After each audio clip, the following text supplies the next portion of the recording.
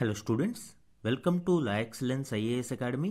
ఈరోజు మనం అక్టోబర్ 24 నాటి ఈనాడు న్యూస్ పేపర్లోని ఇంపార్టెంట్ కరెంట్ అఫైర్స్ గురించి డిస్కస్ చేద్దామండి.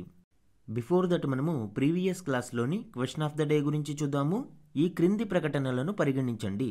సో లాస్ట్ క్లాస్లో మనము GFRA global forest resource assessment గురించి డిస్కస్ చేయడం జరిగింది. ఆ కంటెక్స్ట్లో ఇక్కడ రెండు స్టేట్మెంట్స్ను ఇచ్చాను. వన్ బై వన్ మనం చూద్దాము. స్టేట్మెంట్ 1 చూడండి. Global forest resources assessment GFRA 2025ను ఐక్యరాజ్య సమితికి చెందిన ఫుడ్ అండ్ అగ్రికల్చర్ ఆర్గనైజేషన్ విడుదల చేసింది. ఎస్, ఈ స్టేట్మెంట్ కరెక్ట్ అండి. మనకి ఫుడ్ అండ్ అగ్రికల్చర్ ఆర్గనైజేషన్ ఇటీవల ఇండోనేషియాలోని బాలిలో జరిగిన global forest observations initiative GFOA యొక్క ప్లీనరీ సమావేశంలో దీనిని విడుదల చేయడం జరిగింది. ఈ రిపోర్టును ఎవ్రీ 5 ఇయర్స్కి ఒకసారి రిలీజ్ చేస్తారు.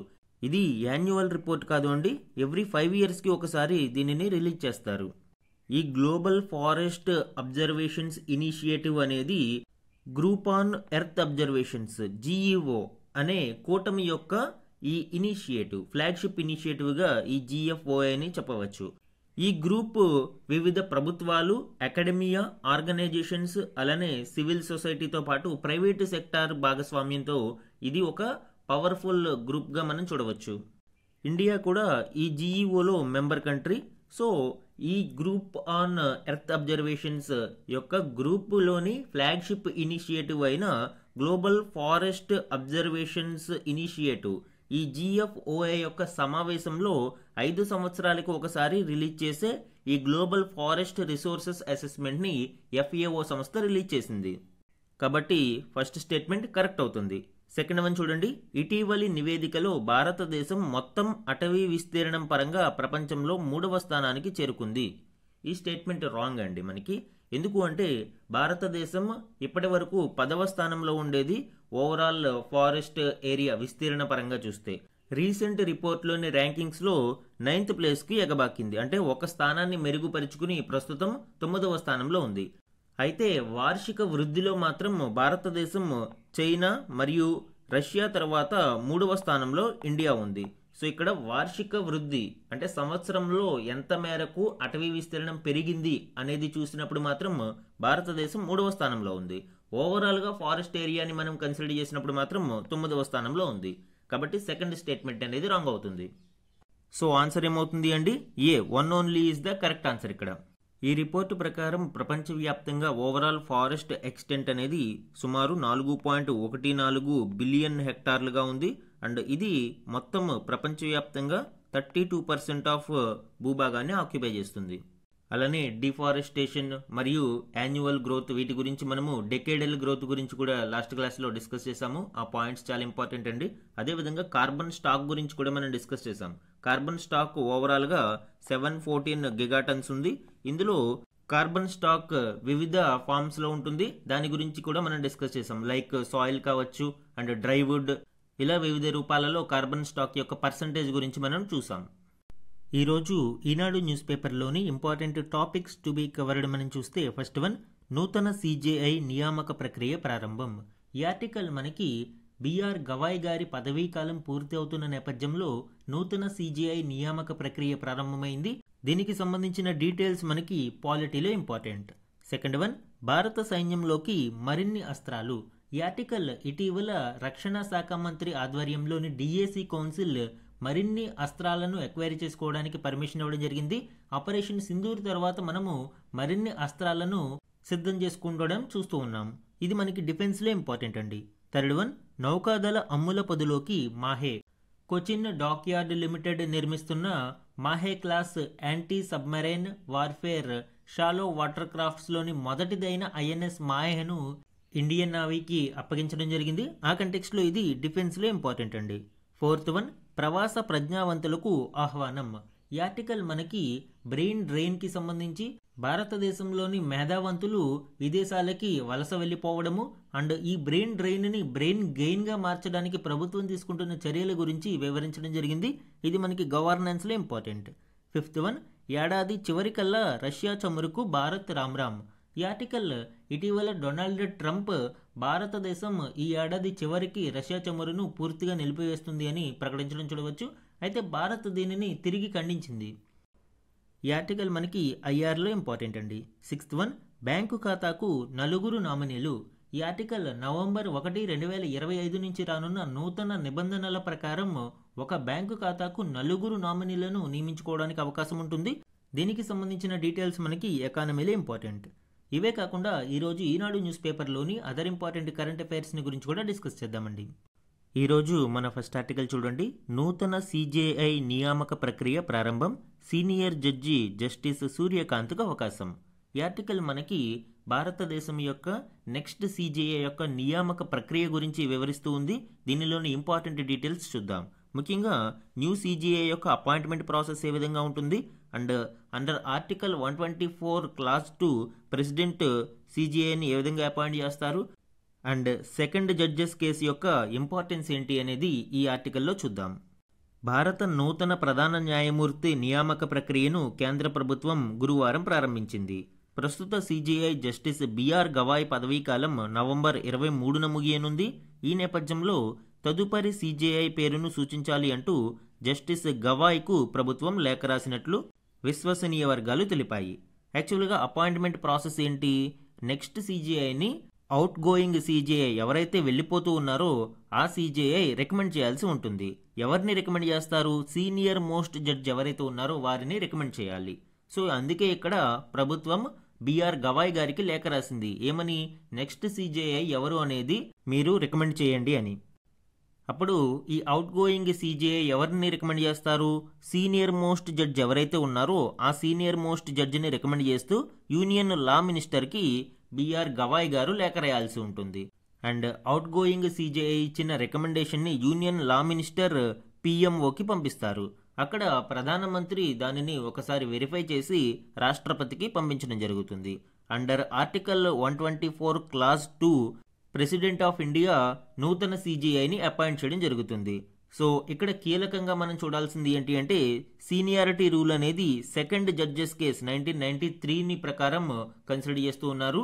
అంటే నెక్స్ట్ సిజేఐగా సీనియర్ మోస్ట్ జడ్జ్ ఎవరైతే ఉన్నారో వారిని మాత్రమే రికమెండ్ చేయాల్సి ఉంటుంది. ఇది ఒక కష్టంగా ఆచారంగా కంటిన్యూ అవుతూ వస్తుంది. ఈ సాంప్రదాయం ప్రకారం మనం చూస్తే తదుపరి సిజేఐగా జస్టిస్ సూర్యకాంత్కు అవకాశాలు మెండుగా ఉన్నాయి. ఆయన నియామకానికి రాష్ట్రపతి ఆమోదం లభిస్తే 53వ భారత ప్రధాన న్యాయమూర్తిగా నవంబర్ 24న ప్రమాణం చేస్తారు. 2027 ఫిబ్రవరి 9 వరకు ఆయన పదవిలో కొనసాగుతారు. అండ్ సిజేఐ నియామకానికి సంబంధించిన క్వాలిఫికేషన్స్ని మనం చూస్తే ఆయన సిటిజన్ ఆఫ్ ఇండియా అయి ఉండాలి, జడ్జ్ ఆఫ్ హైకోర్టు 5 సంవత్సరాలు పైగా చేసి ఉండాలి, లేదా హైకోర్టులో 10 సంవత్సరాలకు పైగా అడ్వకేట్గా చేసి ఉండాలి, లేదా డిస్టింగ్విష్డ్ జ్యూరిస్ట్ బై ప్రెసిడెంట్ రాష్ట్రపతి దృష్టిలో ప్రముఖ న్యాయ కోవిదుడై ఉండాలి. సో ఇవన్నీ మనకి జడ్జెస్ యొక్క అపాయింట్మెంట్ క్వాలిఫికేషన్స్కి సంబంధించినవే ఇక్కడ కూడా మనం చూడవచ్చు. మినిమం ఏజ్ అనేది ఏది ఇక్కడ మెన్షన్ చేయబడి ఉండలేదు. అలానే సీనియర్ మోస్ట్ జడ్జి యొక్క క్వాలిఫికేషన్ అనేది రాజ్యాంగంలో మెన్షన్ చేయలేదు. ఇది ఓన్లీ సెకండ్ జడ్జెస్ కేస్ 1993 ప్రకారం కొనసాగుతున్న ఒక సాంప్రదాయం మాత్రమే. అలానే రిమూవల్ ప్రొసీజర్ కూడా మనం చూద్దాము. పార్లమెంటులో ఇక్కడ రిమూవల్ ప్రాసెస్ని ఇనిషియేట్ చేయాల్సి ఉంటుంది. అండ్ ఉభయ సభలలో ఇది స్పెషల్ మెజారిటీతో పాస్ అవ్వాలి. అండ్ ప్రెసిడెంట్ మాత్రమే సిజేఐని రిమూవ్ చేయాల్సి ఉంటుంది. పార్లమెంట్ యొక్క ఉభయ సభలు దానిని పాస్ చేసి ప్రెసిడెంట్కి పంపించిన తర్వాత కేవలం 2 కారణాలతో మాత్రమే మనకి సిజేఐని రిమూవ్ చేయాల్సి ఉంటుంది. ఏంటండి, అండర్ ఆర్టికల్ 124 క్లాస్ 1 ఆ 2 గ్రౌండ్స్ ఏంటి అంటే, ప్రూవెన్ మిస్బిహేవియర్ ఆర్ ఇన్కెపాసిటీ. ఆయన తప్పు చేసినట్టు, మిస్బిహేవియర్ చేసినట్టు ఖచ్చితంగా ప్రూవ్ అవ్వాలి. లేదు అంటే ఇన్కెపాసిటీ, తన యొక్క స్థానానికి సరిగా న్యాయం చేయడం లేదు అనేది ప్రూవ్ అవ్వాలి. ఈ 2 కారణాలతో మాత్రమే సిజేఐని తొలగించడానికి అవకాశం ఉంటుంది.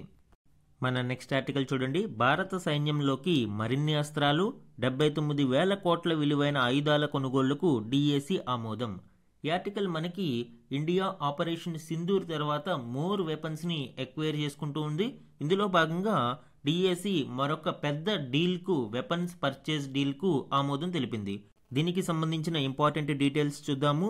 ఈ డీల్లో భాగంగా 79,000 కోట్ల విలువైన ఆయుధాలు, సైనిక పరికరాలను కొనుగోలు చేసే ప్రతిపాదనలకు రక్షణ మంత్రి రాజ్నాథ్ సింగ్ నేతృత్వంలోని రక్షణ కొనుగోళ్ల మండలి డిఏసి, డిఫెన్స్ ఎక్విజిషన్ కౌన్సిల్, ఇది గురువారం ఆమోదం తెలపడం జరిగింది. ఈ వెపన్స్లో నాగ్ మిజైల్స్, ఉభయచర యుద్ధ నౌకలు, ఎలక్ట్రానిక్ ఇంటెలిజెన్స్ నిఘా వ్యవస్థలు, తేలికపాటి అధునాతన టార్పిడో ALWT అంటారు, advanced light weight torpedoes. So ఇవి ప్రధానంగా ఉన్నాయి. ఇటీవలి కాలంలో ఆయుధాల పరంగా ఇది రెండవ అతిపెద్ద నిర్ణయం. ఆగస్టు 5ను కూడా 67,000 కోట్ల విలువైన ప్రతిపాదనలకు DAC ఆమోదం తెలిపింది. ఇందులో మనకి ముఖ్యంగా నాగ్ మిజైల్స్ మరియు ALWTs ఇంపార్టెంట్ అండి. ఈ నాగ్ మిజైల్ని DRDO డెవలప్ చేయగా Bharat dynamics limited BDL produce చేస్తూ ఉంది.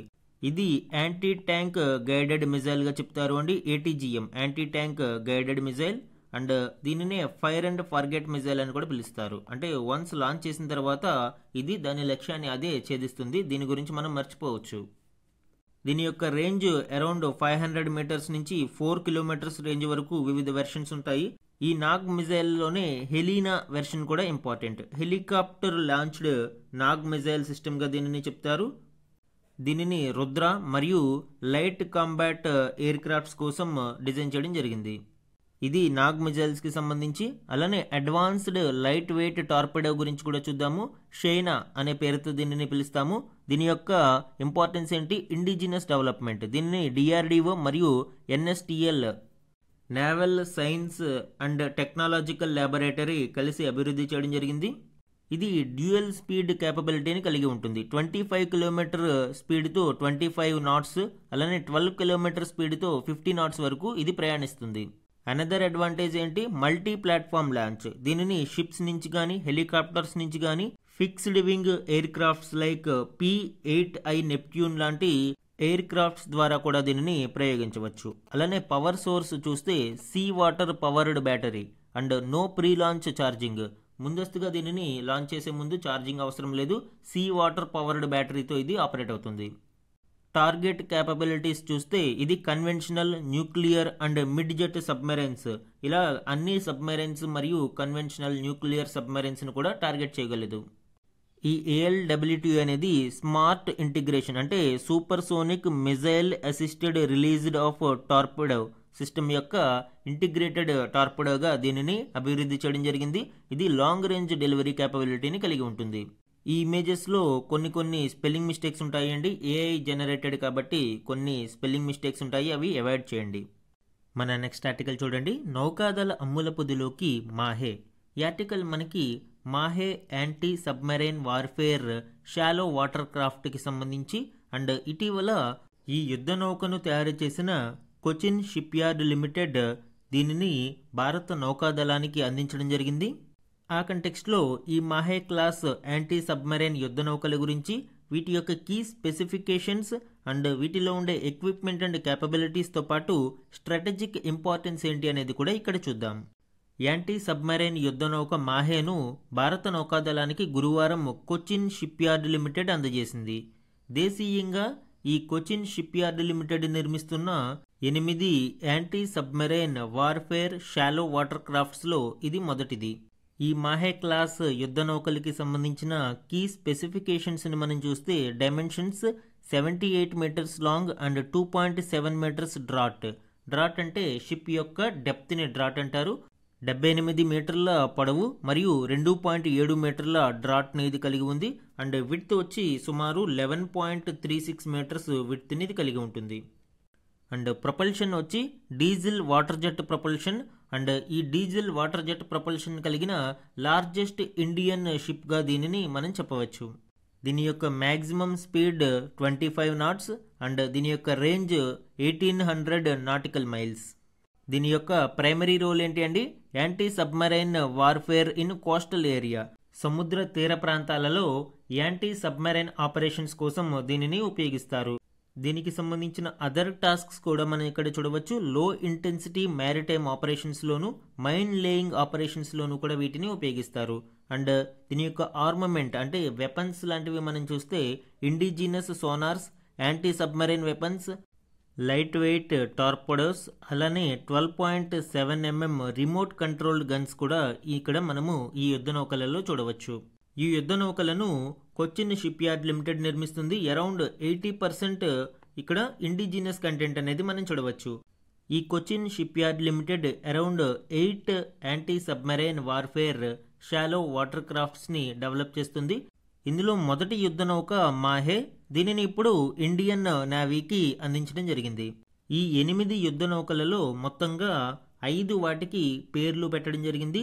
ఐఎన్ఎస్ మాహి మొదటిది కాగా INS Malvan, INS Mangrol, INS Malpe and INS Mulki, ఇలాగ మొత్తం 5 యుద్ధ నౌకలకు నామిన్క్లేచర్ పూర్తయింది.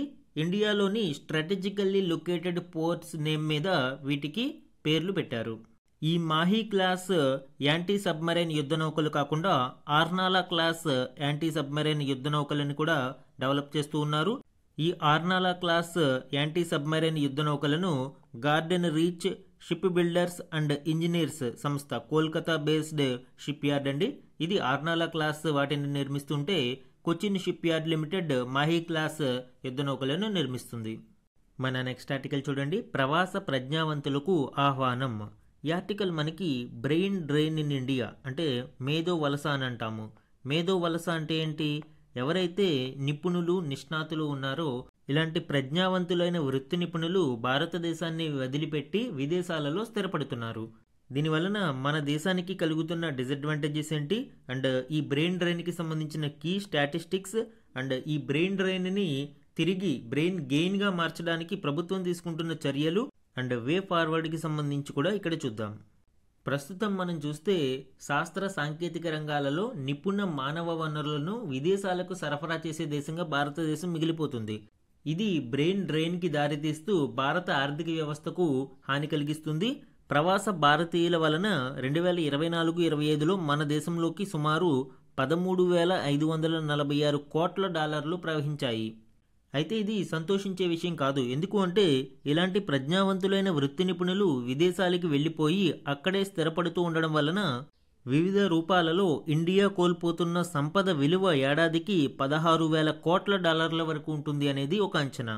దీనితో పాటు ఈ బ్రెయిన్ డ్రెయిన్ కారణంగా నెక్స్ట్ జనరేషన్ సైన్స్ అండ్ టెక్నాలజీకి అవసరమైన స్కిల్స్ మరియు నిపుణ మానవ వనరులను భారతదేశం కోల్పోతూ ఉండడంతో ఈ మేలిమి నైపుణ్యాలను మప్పడంలో ఇండియా వెనుకబడుతూ ఉంది.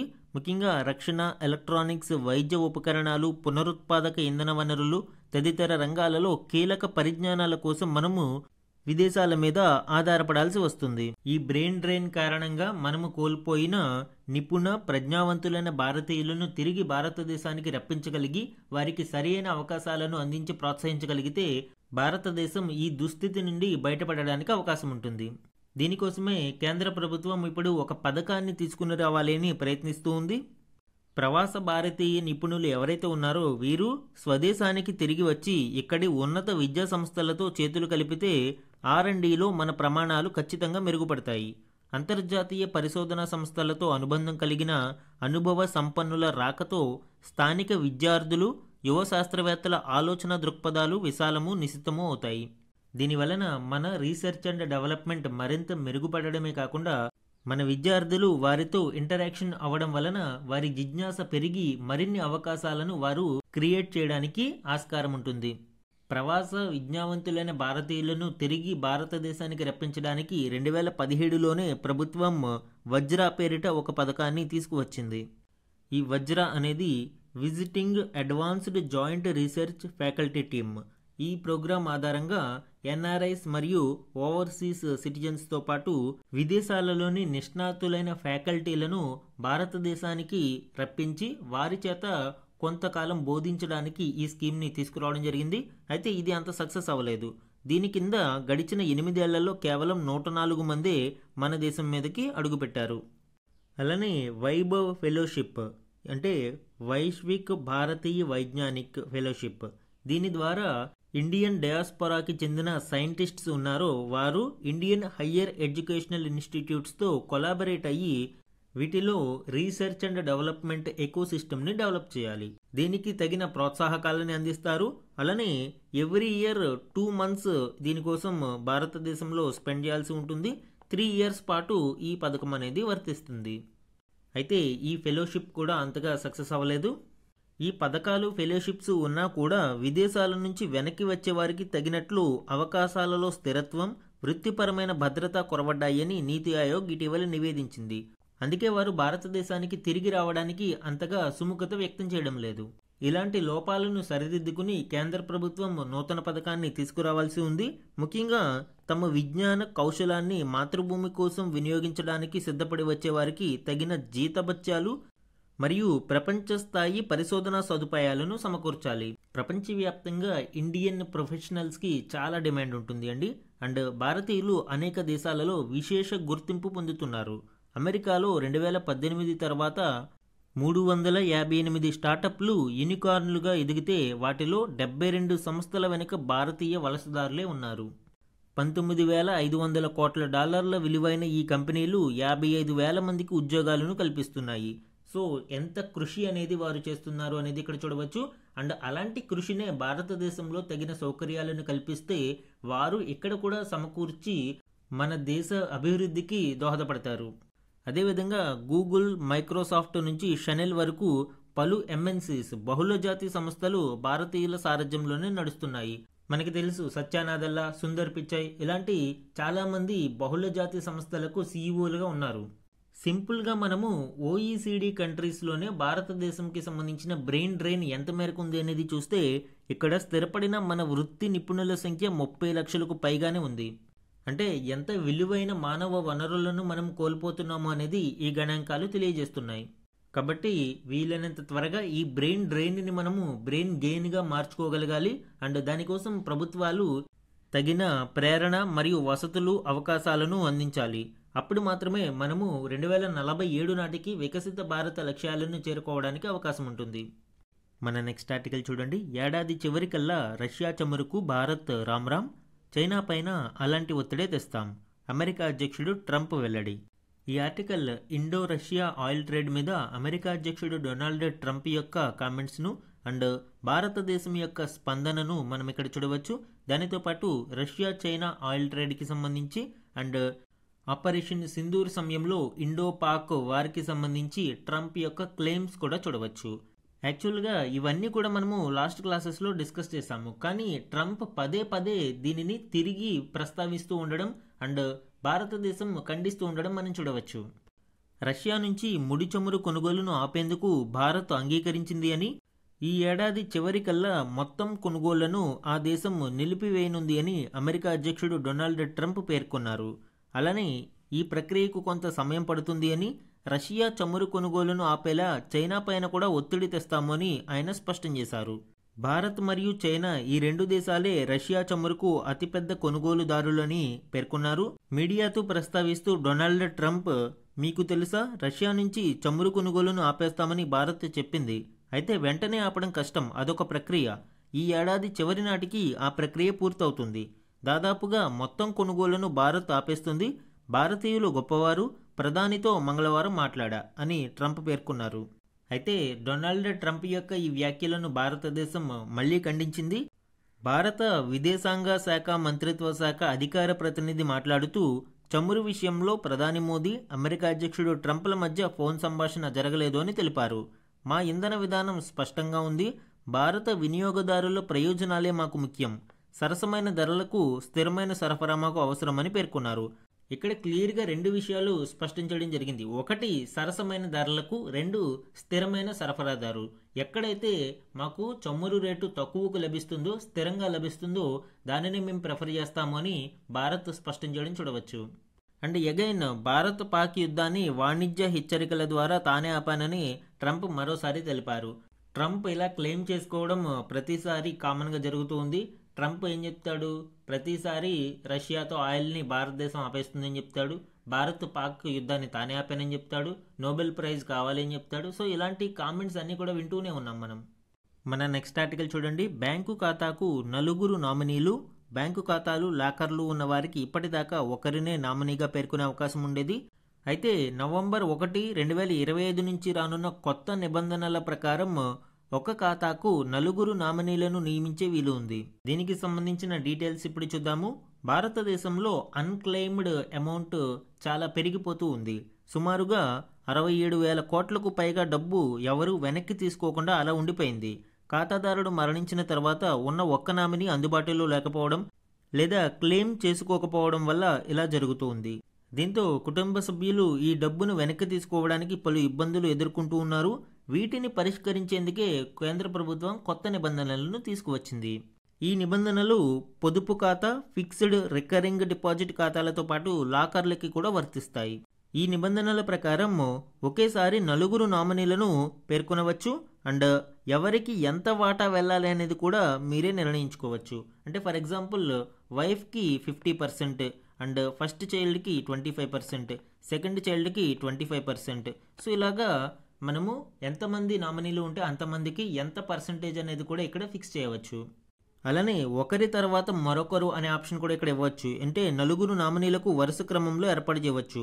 మొదటి నామినీ అందుబాటులో లేకపోతే రెండవ నామినీకి అర్హత వస్తుంది, వారు లేకపోతే మూడవ వారికి, ఇలా ఒకరి తర్వాత మరొకరికి ఇక్కడ అవకాశం కల్పించడానికి ఆప్షన్ ఉంటుంది. ఇలా ఈ 2 విధానాలలో ఏదో దానిని ఎంచుకోవడానికి అవకాశం ఉంటుంది. లాకర్ విషయానికి వస్తే లాకర్లలోని వస్తువులను పర్సంటేజ్ విధానంలో పంచడం కష్టం కాబట్టి ఒకరి తర్వాత ఒకరు అనే విధానాన్ని ఇక్కడ ఎంచుకోవాల్సి ఉంటుంది. అండ్ నామినీ పేర్లను నమోదు చేసేటప్పుడు వారి ఫోన్ నెంబరు, ఈమెయిల్ ఐడి వంటి వివరాలను ఇవ్వాలి. దీనివలన అవసరమైన సందర్భంలో బ్యాంకు వారు సులభంగా సంప్రదించడానికి అవకాశం ఉంటుంది. దీనివలన అడ్వాంటేజ్ ఏంటంటే మీ డబ్బు ఎవరికి చెందాలనే విషయంలో పూర్తి స్వేచ్ఛ, స్పష్టత ఉంటాయి. ఖాతాదారుడి మరణానంతరం కుటుంబ సభ్యులు డబ్బులను వెనక్కి తీసుకోవడానికి ఇబ్బంది ఉండదు. వారసత్వ గడువులు, చట్టపరమైన సమస్యలు తగ్గుతాయి. బ్యాంకుల్లో ఎవరూ పట్టించుకునే డబ్బు మొత్తం గణనీయంగా తగ్గే వీలుంది. అలానే భవిష్యత్తులో ఈ కొత్త విధానం బ్యాంకు ఖాతాలకే కాకుండా మ్యూచువల్ ఫండ్లు, డీమ్యాట్ ఖాతాలు, ఇన్సూరెన్స్ పాలసీలకు కూడా రానుంది. దీనివలన ఈ ఖాతాల్లోని సొమ్మును క్లెయిమ్ చేసుకోవడానికి సులభం అవుతుంది. మన నెక్స్ట్ ఆర్టికల్ చూడండి, నడి రోడ్లపై నరమేధం. ఈ ఆర్టికల్ 2023లో మొత్తం రోడ్డు ప్రమాదం మృతుల పరంగా ఆయా వాహనాల యొక్క వాటాను ఎన్సీఆర్బీ నివేదిక ప్రకారం ఇక్కడ ఇవ్వడం జరిగింది అండి. దీనిలోని ఇంపార్టెంట్ డీటెయిల్స్ ఇప్పుడు చూద్దాం. దేశంలో 2023లో రోడ్డు ప్రమాదాలలో 1.73 లక్షల మంది ప్రాణాలు కోల్పోయారు. వీరిలో 79,000 మంది ద్విచక్ర వాహనదారులే. ముఖ్యంగా బైక్లు, స్కూటర్ల వాడకం పెరగడం, అస్తవ్యస్తమైన రోడ్లు, హెల్మెట్ ధరించకపోవడం వంటివి ఈ కారణాల వలన ద్విచక్ర వాహనదారుల మరణాలు ఎక్కువగా ఉంటున్నాయి. తరువాతి స్థానాలలో బాటసారులు ఉన్నారు. మొత్తంగా ఇక్కడ మనం చూస్తే ద్విచక్ర వాహనాలు 45.8% రోడ్డు ప్రమాదం మరణాలకి సంబంధించి ఉంటే, కార్లు, జీప్లు 14.3%, లారీలు, ట్రక్కులు 8%, ఇతర మోటారు వాహనాలు 4.9%, త్రిచక్ర వాహనాలు 4.1%, సైకిళ్లు, రిక్షాలు వంటివి 4.1%, బస్సులు 2.9%, పాదచారులు 15.9%. అంటే రోడ్డు ప్రమాదం మృతులలో ఫస్ట్ ప్లేస్లో ద్విచక్ర వాహనదారులు ఉండగా సెకండ్ ప్లేస్లో ఈ పాదచారులు ఉంటున్నారు. సో ఇది ఎన్సీఆర్బీ యొక్క రీసెంట్ డేటా ప్రకారం ఈ గణాంకాలను ఇవ్వడం జరిగింది. ఈరోజు మన క్వశ్చన్ ఆఫ్ ద డే గురించి చూడండి. భారత నూతన ప్రధాన న్యాయమూర్తిని ఎవరు నియమిస్తారు? ఈరోజు మనము జస్టిస్ బిఆర్ గవాయ్ గారి పదవీకాలం పూర్తవుతున్న నేపథ్యంలో నూతన సిజేఐ నియామక ప్రక్రియ మొదలైంది అని దానికి సంబంధించిన డీటెయిల్స్ డిస్కస్ చేయడం జరిగింది. ఆ కంటెక్స్ట్లో ఈ క్వశ్చన్ ఫ్రేమ్ చేశాను. 4 ఆప్షన్స్ని ఇక్కడ ఇవ్వడం జరిగింది అండి. ఇందులో కరెక్ట్ ఆప్షన్ని ఐడెంటిఫై చేసి ఆన్సర్ని కమెంట్ సెక్షన్లో కమెంట్ చేయండి. ఇది ఈరోజు ఈనాడు న్యూస్ పేపర్లోని ఇంపార్టెంట్ కరెంట్ అఫైర్స్ మీద daily analysis. Thank you for watching.